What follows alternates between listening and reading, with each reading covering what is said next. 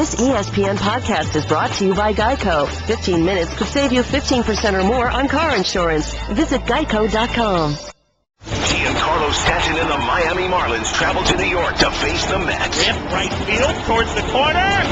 Gone! The pregame's at 3:30 Eastern, followed by first pitch at 4:30. Saturday on ESPN Radio. SVP and Russillo, the podcast. Hey, it's SVP and Russillo. Appreciate you checking out the podcast. Adnan Virk in for Ryan, which means we are all over the map in a fun way.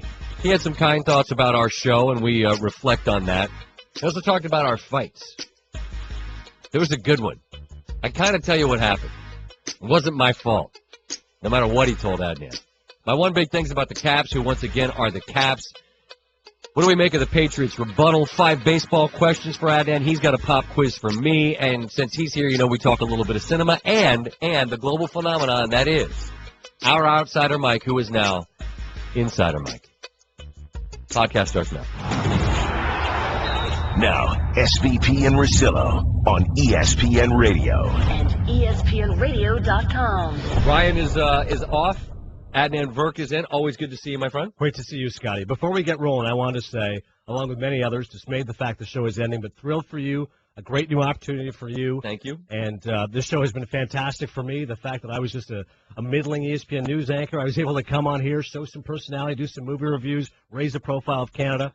I watched your one big thing the other day, retweeted. I have an immediate question for you, and we don't have to answer this right now, but of all the comments you made, the fact that you said Stanford Steve and Ryan are like brothers and omitted Ray Netchie, the fact that you said you've only had 2 fights with Ryan, I want to know. I want some clarity there. What were those 2 fights about? Can you give us just a hint of it? I don't want details here, but the audience wants to know, because certainly I was curious. Well, I left Ray Netchie out on purpose because he never once told us we did a good segment. As we learned in Who's the Jerk. Who's the jerk? I left it out. I like Ray a lot. He's more like he's a cousin. He got mentioned, but he was not one of the brothers. It's Steve and Russillo are my brothers. Cousin. Ray's a cousin. Stanford Steve and Russillo are brothers. What did we fight about? In the meantime, while you think about that, I was also in conversations with the Midnight Sports Center. I'm not trying to steal your thunder, but no, there was also some talk about me in there. Look, Netchie's here. Yeah, Ray's Cousin Ray. Yes. This is all very uncomfortable. I find out. So wait, they offered it to you first? I'm not saying that, Scott. I think it was around the same time. It was if SVP doesn't work out, we've got Virk. McQuaid talked to me. Listen, Mike and you were tight, but baseball tonight forced a relationship. The other part of it is, go ahead. What did Mike say? Yeah. No, just were they offering you 5 million Canadian too? It was given in pesos. We'll deceive him this way. Rupees, whatever denomination we can find out there that actually has been devalued. I lose track of foreign currencies. The other part of it is, and you guys are closer to the situation than I am. I just show up once in a while. Do you think it's going to be Virk and Russillo or Russillo and Virk? Your name is definitely going to be the one on the right. Because what did we fight about? What did we really fight about? It's just a listener brought one up the other day. It was very good. And it was a real one. On the air? Yeah. He was talking tried to tell him how he should play in the celebrity game. But see, that was garbage because I was joking with him. I wasn't trying to coach him how to play. Yeah, but he didn't take it as a joke, and that was immediate altercation. Yeah, he was mad. He definitely was mad because I was telling him he was shooting like 3-pointers, and I'm like, we don't need you out there. I need you down low.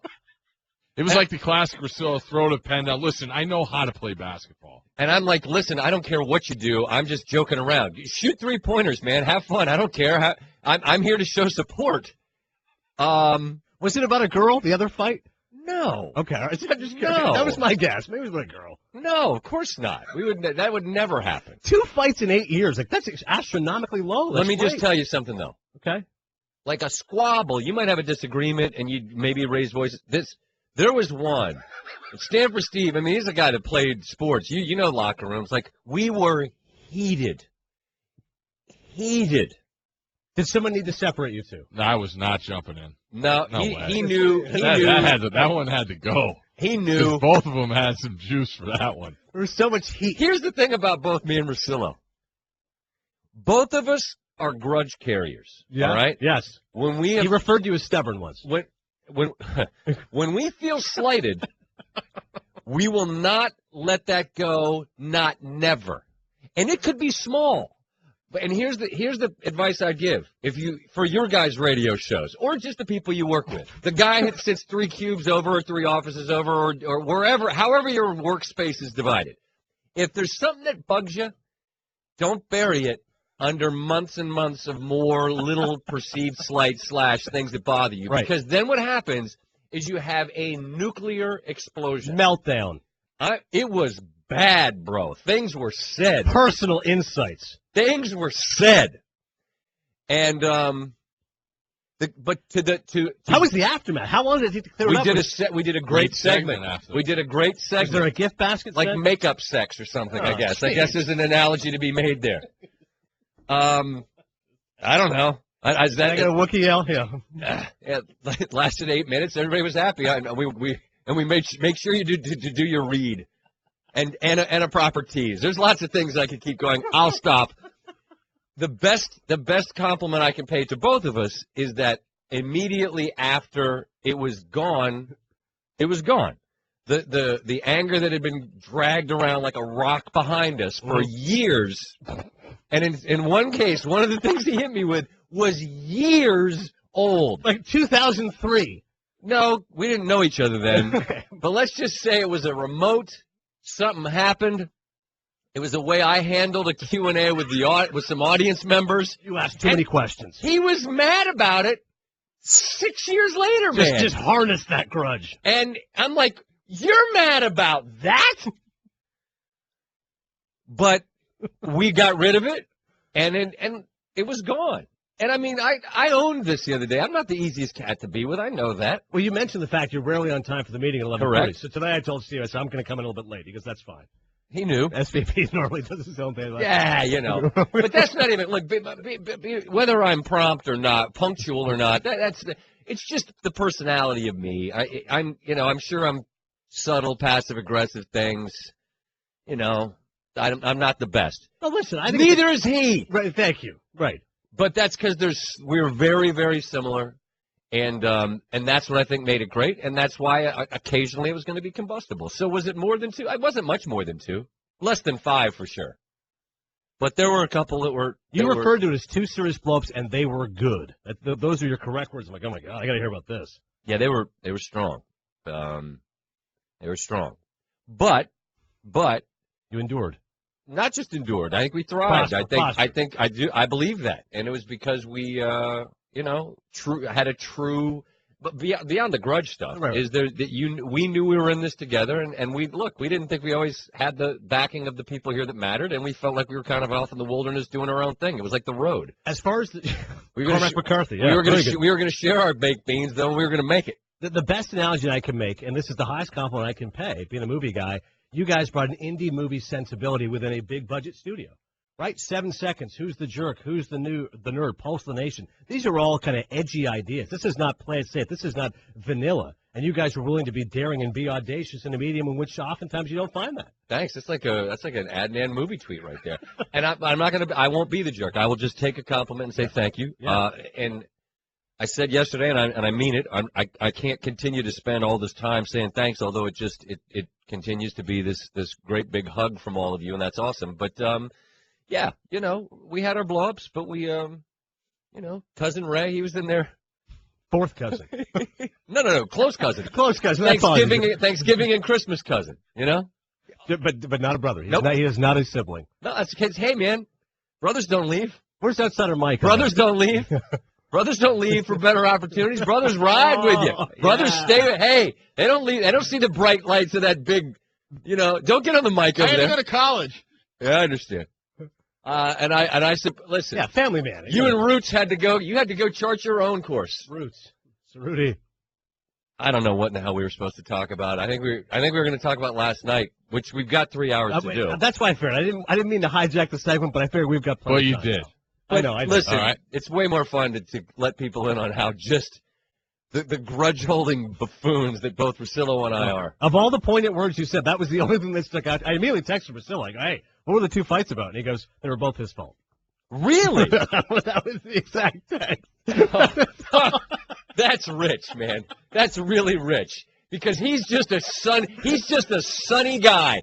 He's never a cloudy, brooding, bummed-out dude. He is a sunny, happy guy at all times, and anything that went wrong is clearly my fault. Because it was a joy being in the same room as him for 4.5 hours every day. A joy. Upbeat personality, Russillo.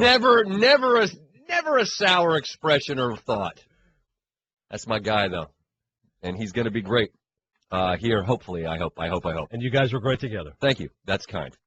It's been fun. Celebrate. Go ahead. Go ahead. No, I was going to say, I think both of you will be very successful in your future ventures. And I hope a lot of this show is what we see on that Midnight Sports Center. We'll see how much they let me do. I'm gonna go with the ask for forgiveness, not permission sort of theory. It's midnight. You think the bosses here? Bosses don't even know we're on the air. Right. You know, with radio. You think they're gonna stand till midnight to watch that? No, we'll go live. Pulse of the Nation. No beeps.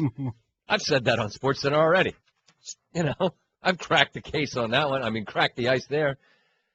I was gonna tell you guys you should celebrate birthdays with a smile because you should. Go to 1-800-Flowers.com.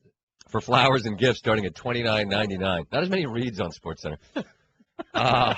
108 Eastern for those of you that had the under 110 for first movie reference of the day. Your tickets cash. SVP and Russillo. So yesterday we had this magical moment when Outsider Mike talked to Rob Gronkowski. It was called Tinder Tips with Outsider, and it featured this fun exchange.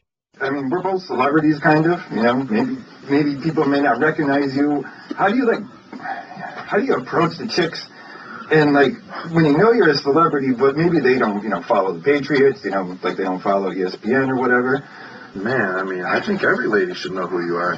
Are you sure you know? I think your problem is you're a little too picky. You got to hit the swipe right button for every single one. Boom. Life advice from one celebrity to another. Now, Outsider, this was just a fun little thing that happened, and since that happened, what happened? It's totally gone viral. Like, first, my buddy said, oh, you're on the Team Stream app. Another one texted me, oh, you're on Fox Sports and everything. Next thing I know, before I go to bed, I'm on E! Online and everything. Business Insider picked it up, wrote an article about it. I'm totally mainstream. Are you signing autographs? People accosting you down the street? Because that's the next step to pass something. Yeah. Vanity Fair? You say Vanity Fair? Yeah, not Variety Fair. There's Variety and there's Vanity Fair. You're good. I got you. I was just going to let that one go where it was. I thought it was fun. But, okay, Twitter followers, did you gain a bunch? Oh, like at least 2K, maybe 3. Now, listen, this is staggering. His Twitter following, I just looked it up as you were talking, Mike. You're at 16,300. Like, that dwarfs the totals, I would say, the majority of SportsCenter anchors. I'm not going to humble them by mentioning them, but you can go ahead and look up your favorite guy, and Outsider Mike's killing it right now. But not that should be a reflection of one's popularity. Now, we love you, but the thing that we've learned is, A, the Internet is not the place to go for positive reinforcement, although the last couple of days have been humbling for our show. They love you guys. Thank you. But did people enjoy it, or did they crush you? No, everyone seemed to enjoy it. The Internet so far has been a positive place for me, knock on wood. I haven't had too many trolls or anything like that. I don't get into too many Twitter fights. But that's coming. That's the good stuff. Yeah. But no, people seem to love it. Everyone thought it was great that I got the exposure. What's not to love? Yeah. I feel bad for Gronk a little bit, though. Why? Why is that? He's probably seeing somebody, He could be seeing somebody now. He has to go home and that's a quick conversation. What's all this Tinder tip talk? He cleans it up like that. No, you've been there before. Yeah. Whenever, your girlfriend's got like an easy fight that she could win, they'll take advantage of it. Any feedback from the higher ups? Any kind of heard anything from anybody here? I think our boss Amanda said she liked it. That was about it. Amanda's really nice though. She says it to everybody. Well, there's a chair on this side of the glass that's going to be open soon. I'm just throw your hat in the ring. Yeah, Russillo, Virk, and Outsider Mike. There you go. I mean, how would that be any different than it currently is? How about Russillo, Outsider, and Virk? Also true. As long as I get my name in the show, it's all I care about her. Yeah. I just think it was we knew as soon as we saw it that it was gold, and now the world knows it too. I just feel great to know that if we've done one thing, it's that we've turned you into a true star. That's what I'm hoping. I don't want to drift away into sports talk obscurity after you guys leave. Yeah, what's going to happen to you? Like how concerned are you about this? Make the most out of the next few months or whatever that we have. So do everything. Be everywhere. I'm not going to let people forget about me. At the very least, a podcast. something. I don't know that you can carry that. I think you're cheesecake. I think you're good in a bite or two. I don't think we want a whole cheese. I don't think we want a whole cake of you. Well, another thing too. I mean, that was all Ryan. Don't I didn't just say, hey, let me interview Gronk and do Tinder tips with him. That was Ryan's idea. You've got a good push from these guys. Yeah, there's no question. I wanted him to body slam you. Yeah, exactly. See. Yeah, that was. See, Next you're not a human pinata. I mean, you're not here for us to physically abuse. I thought it was great. Good for you, man. I hadn't intended to talk about cinema here. We need to find more. We'll do that. We'll do it later on. 30 minutes from now. You got one big thing coming up next? Yeah, we do, but I just give me a quick primer on the summer film of 2015 for you is what? Okay, there's a lot of sequels and a lot of retreads that are being, coming out this summer, which is often summer movie season. But there's a couple of movies that I think actually have some sway, which you may be surprised that I'm interested in seeing. Okay. Is Mad Max one of them? Fury Road? Yeah, I was not tempted to see it, but the reviews have been staggering, and now I'm thinking I might have to take a sampling. I don't ever go to the theater, but I saw a movie this winter. I don't even know what it was. Oh, it was American Sniper. And there was a trailer for that, and my wife immediately said, not going to see that. And I'm thinking, I am. Great trailer. Eye candy. Stuff's blowing up.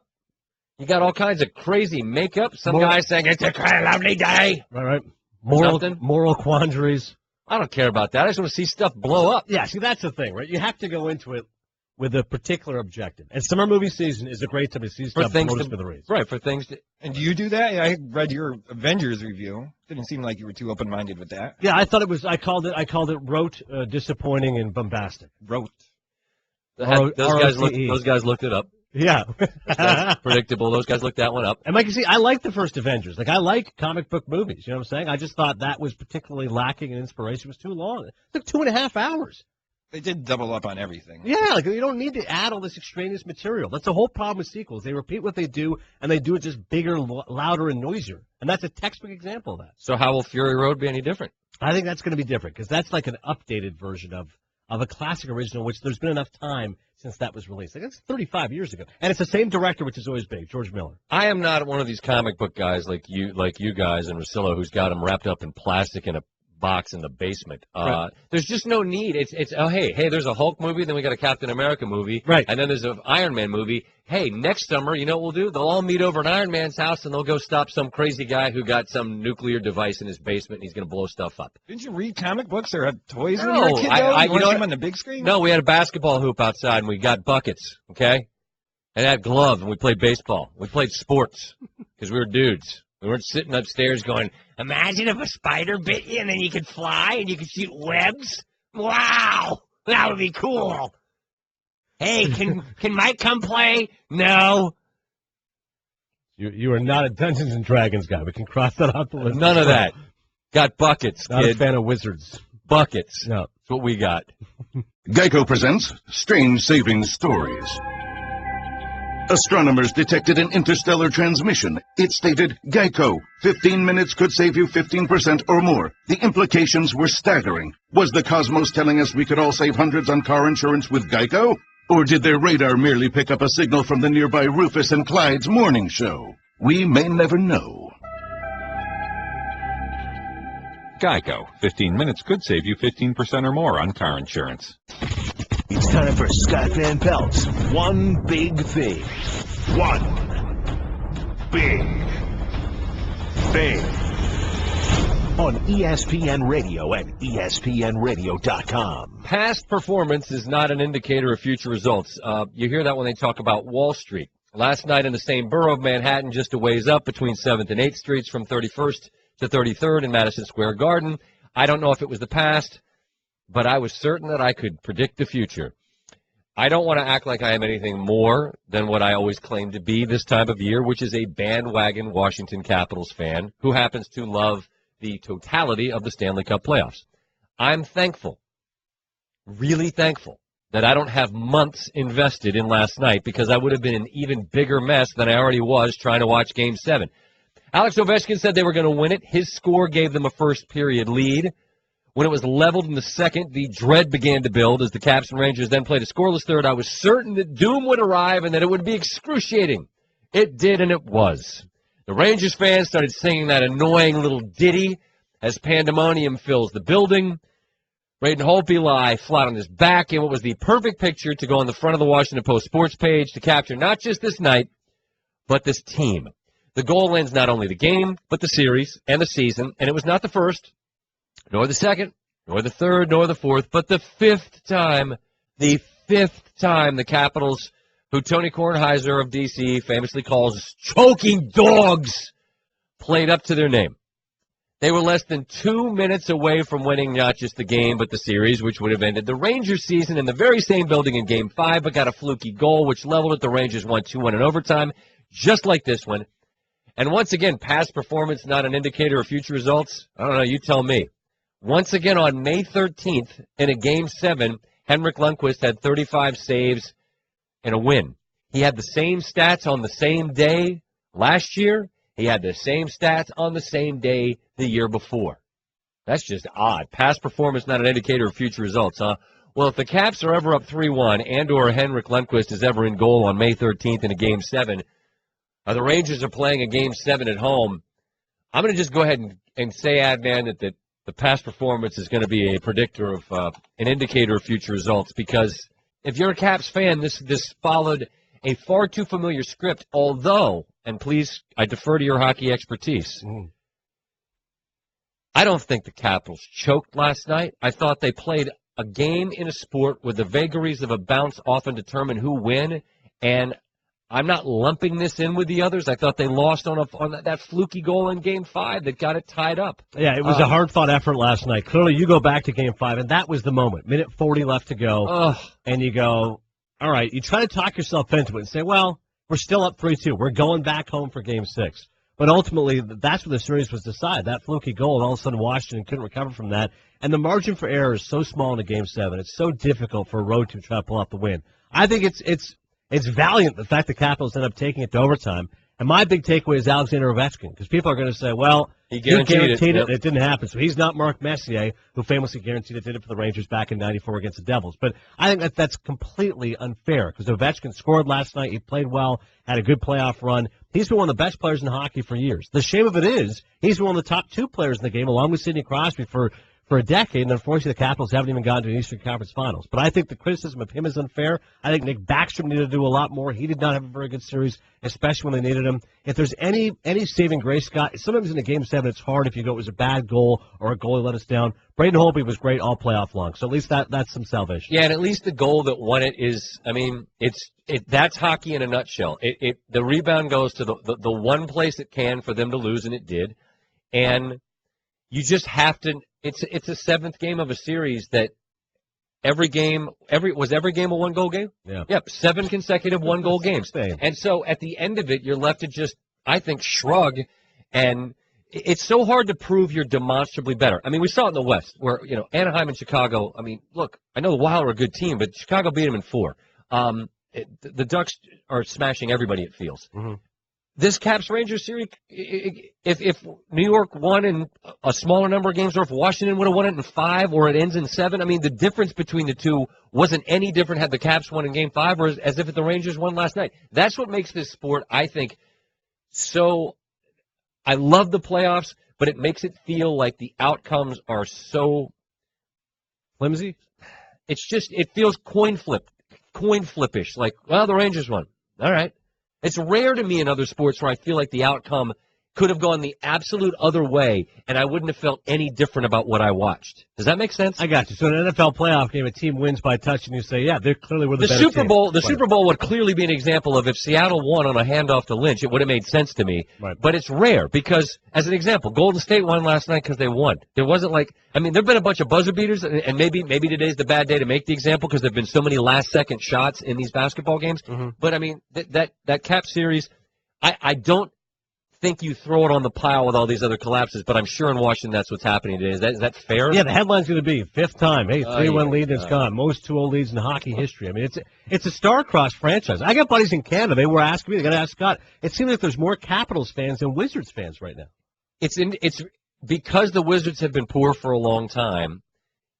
The Capitals, I don't think there are as many, but they are louder and more passionate. The interesting thing in that town, it seems to me, is that most of my buddies, there are more of my buddies who are Nationals fans than anything else, which upsets me because we were once Oriole fans, and I remain an Oriole fan because that was the only team I had to root for growing up. Eddie Murray.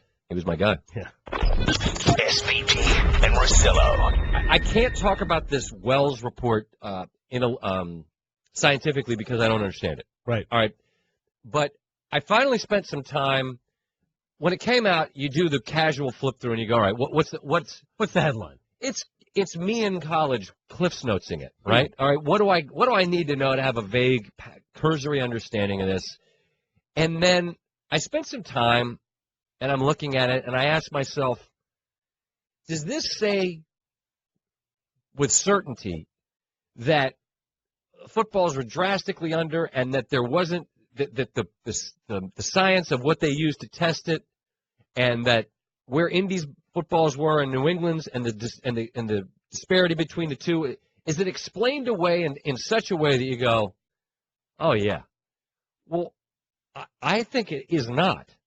Now that could be just because I'm not smart enough to understand it. This is not me making excuses. This is me telling you I don't understand it enough. But it left me, no pun intended, it left me flat because I thought I just don't see how a guy like Wells has been empowered to take a presumption and turn it into this, which is why the Patriots fighting back, and I would think, the fact that Brady's lawyered up with this guy Kessler, ultimately I think we all look at the end game because we're looking at this suspension, Adnan. Correct me if you disagree with any of this. Yeah. The same way I looked at that initial Wells report. All right, yeah, blah, blah, blah, blah. What are we looking at? Right.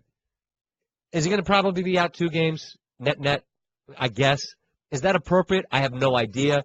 I'm just saying the more I read it, the more confused I was. I wish I could talk about it in a way that had more clarity, but I don't think it lends itself to that. And do you disagree with any of this? Did you read it, and the stuff that you read, did it leave you going, there's no question in my mind? Because I was left with more questions than I was with any kind of sense of what was what. My whole issue was if you were in a courtroom, you could fight a lot of this because there's a lot of reasonable doubt there. There's nothing actually specific, right? There's no actual evidence. To me, I look at the 4-game suspension. It seemed to break down this way. Okay, 1 game for actually deflating footballs, which we believe you did. The one other one, you're losing a game for just a pattern of history, okay? Just in general, the Patriots are tarnished this way because of Spygate. Understood. 3rd one for obstruction of justice. Brady doesn't actually give his phone. Would you have? I would not have. But Ted Wells says this. He says, if he had just sent me specific messages, not give me the entire phone, if his attorney, his agent, Mr. Yee, had just said, okay, look, here's a text. Look, it shows Tom's exonerated. Here's a text. He is saying that Don Yee and Brady could have colluded in just giving specific messages. He would have been fine with that. But the fact he wasn't willing to do anything at all with the phone, there's another game. And then 1 game just for overall smugness and being Tom Brady and being married to Giselle. So I think the league tried to say, all right, 4 games, we're going a little bit So wait a minute. Yeah. Wait a minute. That's he got a game for having 4. a beautiful wife and being a little bit smug? Right, exactly. Which his station in life, the place that he's earned or achieved. Right. Maybe he looks at the world through a different lens than you and I will ever ever know. He got a game for that. That's correct. So it's 1 game for cheating, 1 game for obstruction of justice, 1 game for pattern history, and 1 game for being too pretty. Now, the league understands, okay, just like a prosecutor, maybe you're trying for a harsher sentence knowing that the defendant's going to plea bargain and get it down a little bit. You go, this isn't actually going to hold up. This 4 games, you don't actually have hard evidence. A lot of this is circumstantial. It'll be reduced to 2. We'll take the 2 games, and that'll be fine. So I think they issued, Scott, that 4 games knowing that it would be appealed and knowing that it would get reduced. I was talking to a buddy of mine this morning, though, just saying, try to do the math. Try to do the math on this, and that in 1 minute and 40 seconds, and this is what the Patriots' rebuttal question in this Wells report, the report doesn't address whether 1 minute and 40 seconds is consistent with the time that it takes a gentleman to enter a bathroom, relieve himself, wash his hands, and leave. In fact, it is. The idea that someone took hey, who's got to hit the head? I do. Right. Okay, hey, whoa. Yeah. I'm going to stopwatch you here. And now. Ready, go. Oh, wait, are you going? Wait, can I? Oh, I've got some splashing issues. Hold God. On. Enough. I didn't do one. Enough. But it's you're trying to do the math on, can you run in there? This is, the fact that I'm actually talking about this is just staggering to me, but this is where we are. The notion of could these equipment guys take them, run in there, and, okay, how much, and how scientific are we talking about that? I'm not saying it wasn't done. I'm just saying, do we know that it was? And reasonable doubt is what you're preaching. A little bit. And then I'm just, again, does the math make sense that you could reasonably expect that you could get all of those footballs in there to do this when they tried to replicate it that they couldn't do it over a much longer period of time. I hear your point, but what about the fact these text messages have these guys referring to themselves as the deflator? After the fact? These are texts after the fact, am I right? Yep. So you know that this stuff's going along. Like, Ryan and I did a Pulse of the Nation of these guys. We did their texts in our voices with the whole full-on bagpipe routine. Yastrzemski. And with respect, I don't know them. I don't know that they went to have it. I think that they're equipment guys, due respect. Right. People have been calling them ball boys. These are middle-aged men here. Yeah. They're equipment men. Right. Semantics. We've changed a lot of things. People used to be a stewardess. They're now flight attendants. Whatever. There's words we just don't use. A secretary is now an assistant. Many different things have different words. These guys, could you argue, and I'm not, but could you argue, these are guys that are knuckleheads that are joking around saying, so are you I'm the deflator, buddy. Hey, I'm the deflator. I haven't gone to ESPN just yet. I haven't gone there yet. Right. Now, again, this is words on the page that you could say, well, this guy's referring to himself. Is it? Okay, again, I'm not saying that it's not plausible and or likely. I just think the more I looked at this Wells data, the more I'm trying to do the time on it, and the more I'm left to feel like this climate where we are now, where the NFL seems to create its own messes by not handling things with any sense of efficiency, which means that then people, because it's New England, then you must rule with this iron fist. You magnify it, which means you must then come down and say 4 games. Right. I mean, if I'm Brady, I'm lawyering up and I'm saying, let's go. I hear what you're saying, but I would just think common sense would dictate in this situation there's enough footballs that were tampered with. Clearly, a quarterback is going to want his balls a certain way and was guilty of some wrongdoing. And I don't refute that. I'm simply saying that I expected to read something that made some sense, and it didn't to me. It just again, if this were a trial and you're a defense attorney, you'd have a field day. Yeah, you'd have a field day, which is why the Patriots' rebuttal is 20,000 words written by a lawyer that is timing people going to the bathroom. That's where we are. Yeah, if they had willingly deflated footballs just on its own, I mean, there's no way you even have a suspension. I would think that'd be a stiff fine, maybe a draft pick taken away. Again, just to revisit, my thought on this is if Brady comes out and says, listen, for me, I like the football on the lower end of things. I told the guys that if in preparing them to that degree, they took them right to the edge, and then atmospherically there's some explanation for what happened, and maybe that explains it. I don't know, but I'll cop to the fact that I do like them as low as I can get them. Would have been a lot easier. Would not have been the mess that it is now. But given that it's the Patriots and given it was that void in between the championship and 2 weeks until the Super Bowl, would a $20,000 fine have sated this bloodlust of the mob? Of course it wouldn't have. But then you wait, and now it's this 4 games, and again, I have no clarity. As I read it, made me more confused, a lot of which has to do with the fact that I'm just not that bright. No, that's not what it is. I'm just not that bright. ESPN Radio, bringing you directly to the biggest events in sports. Center field, well hit, Hunter back, out of here!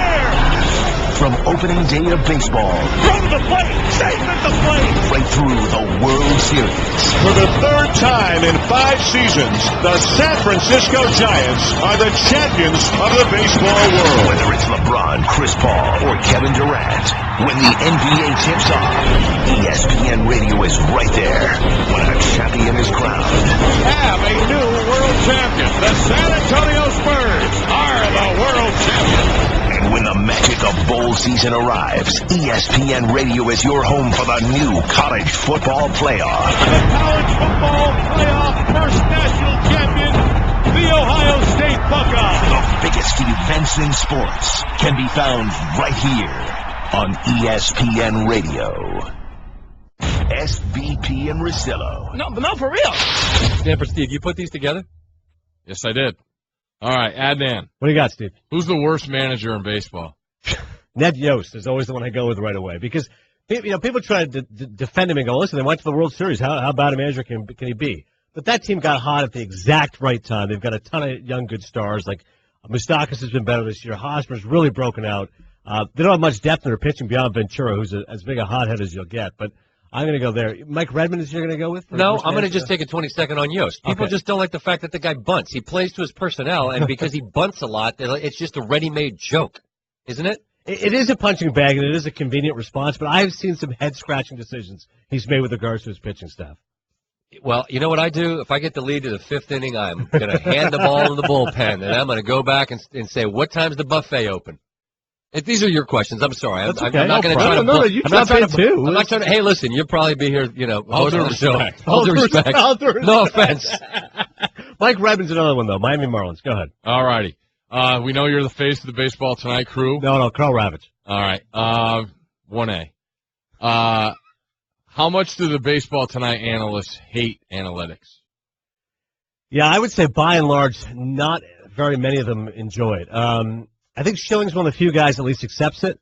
But you're right. When I try to throw at FIP, like I dropped at FIP on Corey Kluber because last year the Indians' defense was horrendous. You just said that's why he should have won the Cy Young. Right, the fielding independent pitching because he overcame that horrible defense. Like those guys were furious. Mark Mulder probably hates the analytics the most because somebody one time said that he's like a cool guy. Right, he is. So Van Pelt hates analytics now. Yep, I hate him too. Mark. Stupid analytics. They talked about how analytics will propose that pitchers don't pitch to the score. And Mulder goes, no, it's ridiculous. I always pitch to the score. Like, wins are what matters the most. That's clearly the most defining measure of a pitcher. I would disagree with him, but yeah, most of them hate analytics. The one they hate the most, the one that Scott hates the most, WAR. All right. Arbitrary and fake. Yeah. All right. I need a city in the American League and a city in the National League that needs to forget about baseball season, just get fired up for football season because their teams are terrible. Oh, that's a pretty good one. I was going to go L.A. Angels. I think they're guaranteed regression this year. That West is not going to be won by them. They don't have football. Yeah, that's the problem. I was like, they can just cheer for the Raiders maybe still, the L.A. Raiders fans. Minnesota? This is SVP Russillo. This is for the Vikings of Bridgewater. This silence is Adnan thinking. Colorado. Rockies are horrendous, right? Just start focusing on the Denver Broncos. That's my choice there for National League. As far as the American League is concerned, I'll say Minnesota. They've got a good offense, and they're actually decent. I love Bulldozer. Torrey Hunter's been nice for them, but go ahead and get excited for Bridgewater and the Vikings. All right. Like it. Most overrated player in the game. The convenient one used to be Bryce Harper, but he's been on a tear lately. Wowzers. He's been unbelievable. So you can no longer add Bryce Harper. You know what I'm going to say? Troy Tulowitzki. Because a lot of people say he's one of the best shortstops in the game. He's only played an average of 88 games over the last 3 seasons. He's in the midst of a 10-year, $157.5 million contract. It's great that he's effective when he's there, but he's not there enough. So I can't include him all the time in this best-of conversations. I go Tulowitzki. Plus, he came out the other day complaining about the fact that there's nothing around him with a team, and he has to talk to his agent about maybe getting traded. Very poor leadership skills. Eric Wedge was fired up. Very good. Like that. You talked about Twitter. Everybody has comments on your hair. Yeah. But who is the most annoying fan base in Major League Baseball?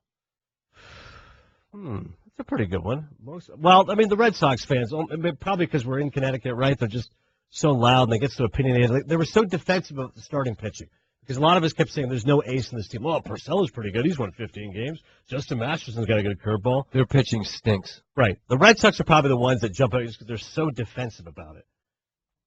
I think the Red Sox, yeah. Scott, you got a guess on that one? Most annoying fan base? Yeah. I don't think baseball fans are – they're just different. It's a totally different – I've talked about this on the show, that baseball – the passion of baseball is far more provincial than it is a national type of a thing. Yeah. Mm-hmm. And so I don't experience it. I mean, as an Oriole fan that lives equidistant to Yankees and Red Sox, I mean, you could pick your poison there. I don't think baseball fans are nearly as vocal or as voluminous as football fans. You just don't face them. You don't face them. They're not, and it's also not a topic of conversation. Right. They're not as argumentative. They're not as confrontational. They're focused on their team, and they're worried about themselves. It's very insular in that respect. But I'm fired up for the Astros. I did want to say. I hope the Astros keep it going. Great. Robert Flores is fired up. Love the change to the old uniforms. Yeah. Hats are classic. I love Keuchel and McHugh together, top that rotation. Altuve is one of my favorite players to watch. You mentioned short? Yeah, exactly. Okay. He's short. He's a batting champion. He said because you're short. Oh, but I'm saying, I thought he said because he's short. I'm like, yeah, and I am short, so that's why I like him.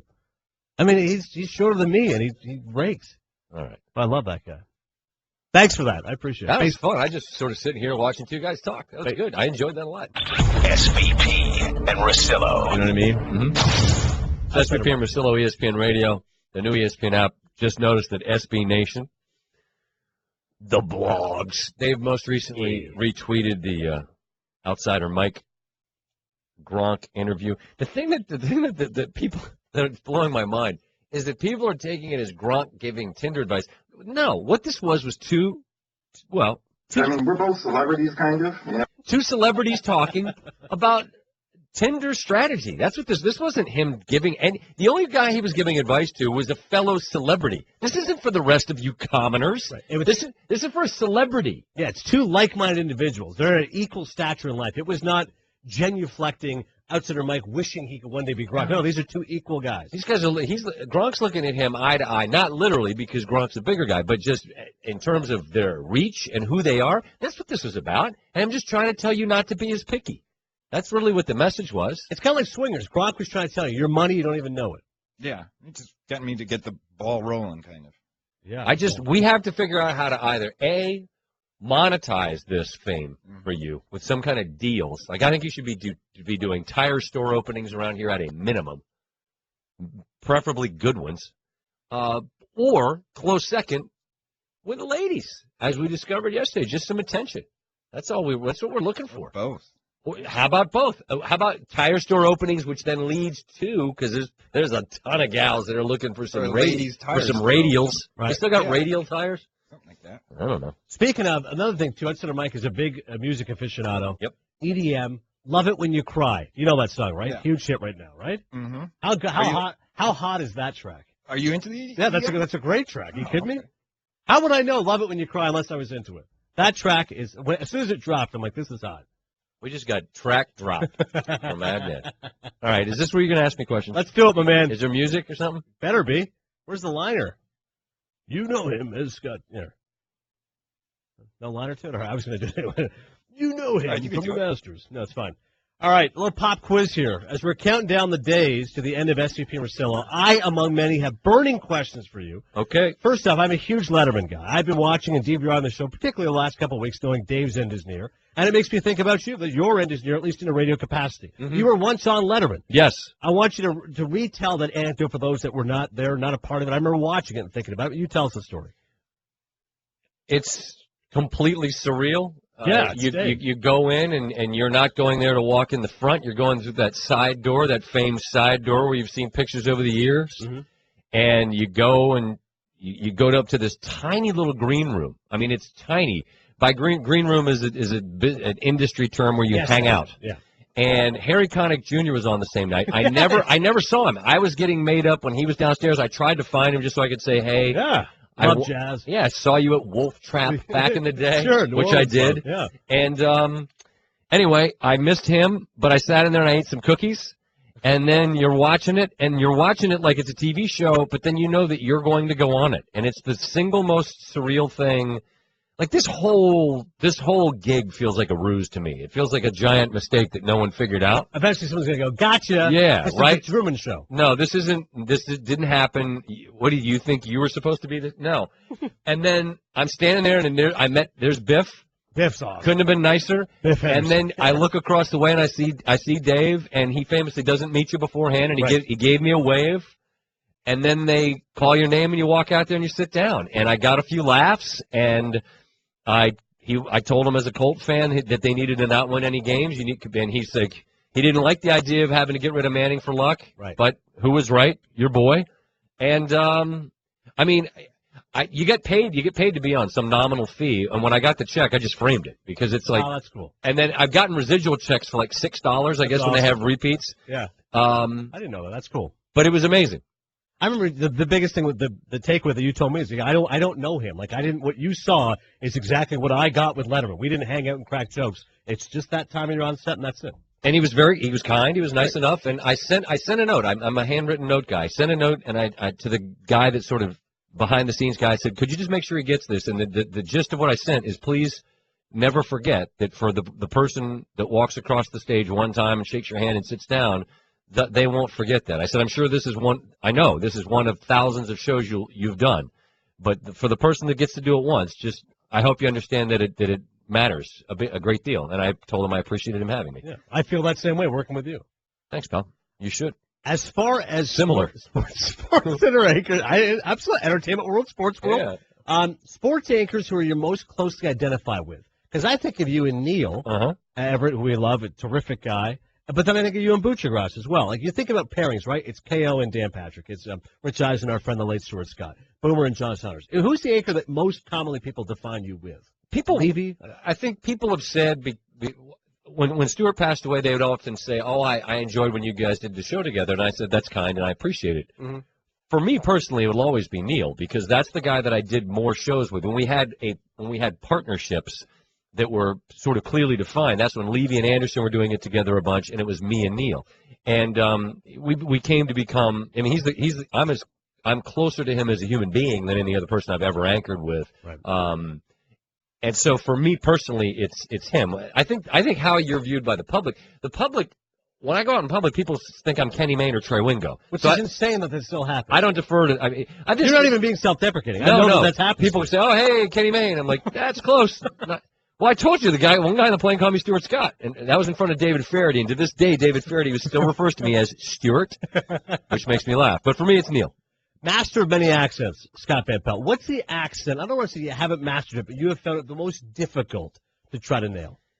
South African? That's my guess. No, that's easy. It's South Africa. That's just it's South Africa.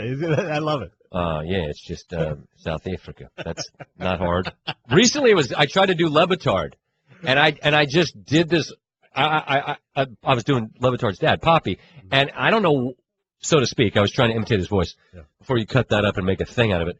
And I just couldn't find it. I couldn't. In my head, I hear it. Dan Le Batard. But even right now, I'm really having a hard time finding the Poppy voice to get it out. I can't do the Poppy voice right now. The following quote was given to me by SportsCenter anchor David Lloyd. Told me this years ago when I first started here. He said, and I want your take on whether or not this is accurate or not. He said, radio is probably more fun and more liberating, but TV will end up paying you more money. Is that an accurate statement for would-be broadcasters out there? I'm not leaving for charity. I mean, here's the thing about radio. There's a reason why a lot of TV guys want to do this, because they want the latitude to be able to have opinion. And it's been interesting because you've had people like, why would you ever leave radio to do a midnight Sports Center? Said, do you have any idea? Do you understand how the business works? You clearly don't. Mm-hmm. A midnight Sports Center, by a factor of, I don't even know how much in terms of your reach, you're still going to reach more people that way.